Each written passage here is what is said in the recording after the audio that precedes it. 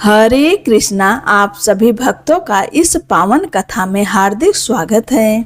आज का दिन गुरु पूर्णिमा का परम पवित्र और पुण्यदायी पर्व है। सनातन धर्म में गुरु को ब्रह्मा, विष्णु और महेश के समान पूजनीय माना गया है, क्योंकि गुरु ही अज्ञान रूपी अंधकार को दूर करके ज्ञान का प्रकाश प्रदान करते हैं।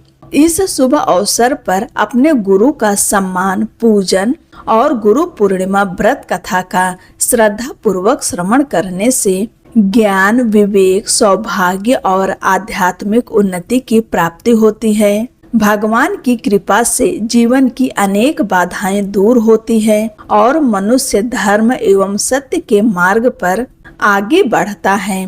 तो आइए पूर्ण श्रद्धा, विश्वास और भक्ति के साथ गुरु पूर्णिमा व्रत की पावन एवं पुण्यदायी कथा का श्रवण करें और अपने जीवन को गुरु कृपा से धन्य बनाएं। पौराणिक कथा के अनुसार बहुत प्राचीन काल की बात है। हिमालय की तराइयों में एक तपस्वी ऋषि तप में लीन थे।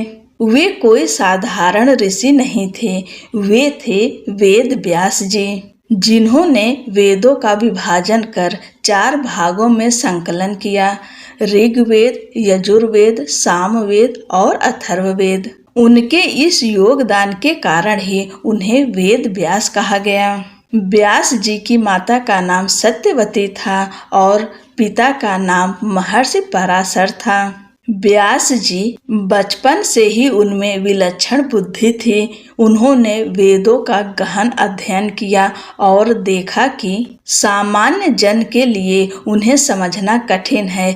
तब उन्होंने वेदों को अलग अलग वर्गों में बांटकर सरल रूप में प्रस्तुत किया, ताकि हर वर्ग के लोग उन्हें समझ सकें। इस महान कार्य के लिए उन्होंने कई शिष्यों को ज्ञान प्रदान किया, जिनमें से एक प्रमुख शिष्य थे पैठीनसी, जो बाद में स्वयं महान आचार्य बने। वेद व्यास ने न केवल वेदों का विभाजन किया, बल्कि महाभारत जैसा अद्वितीय ग्रंथ भी रचा, जो संसार का सबसे बड़ा महाकाव्य माना जाता है। इसमें जीवन के प्रत्येक भाव, धर्म, अधर्म, नीति, राजनीति, भक्ति, प्रेम, युद्ध और संयम सभी का समावेश है। साथ ही उन्होंने 18 पुराणों की भी रचना की। ऐसे महान ज्ञान के स्रोत वेद व्यास जी का जन्म आषाढ़ मास की पूर्णिमा को हुआ था। इसलिए इस दिन को व्यास पूर्णिमा और गुरु पूर्णिमा के रूप में मनाया जाता है। गुरु पूर्णिमा केवल वेद व्यास के जन्मदिन का उत्सव नहीं है, बल्कि यह दिन हर उस व्यक्ति के लिए आभार प्रकट करने का दिन है, जिसने हमें जीवन में सही राह दिखाई है। चाहे वह स्कूल में पढ़ाने वाले शिक्षक हों, चाहे आध्यात्मिक गुरु हों, या जीवन के कठिन समय में मार्ग दिखाने वाले माता पिता हों, ये सब हमारे जीवन के गुरु हैं और आज के दिन इन सब का आभार प्रकट अवश्य करना चाहिए। शास्त्रों में कहा गया है, गुरुर् ब्रह्मा गुरुर्विष्णु गुरुर्देवो महेश्वरः गुरु साक्षात् परम ब्रह्म तस्मै श्री गुरुवे नमः।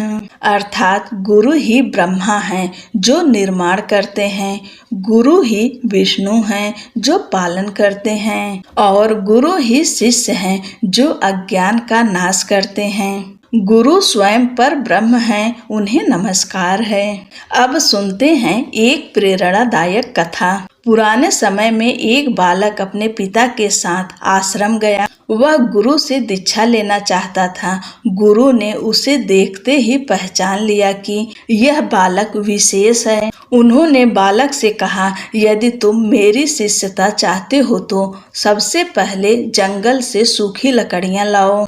बालक चला गया। कई दिन बीत गए, वर्षा ऋतु आरंभ हो गई थी, लेकिन वह बालक नहीं लौटा। गुरु सोचने लगे कि शायद वह हार गया।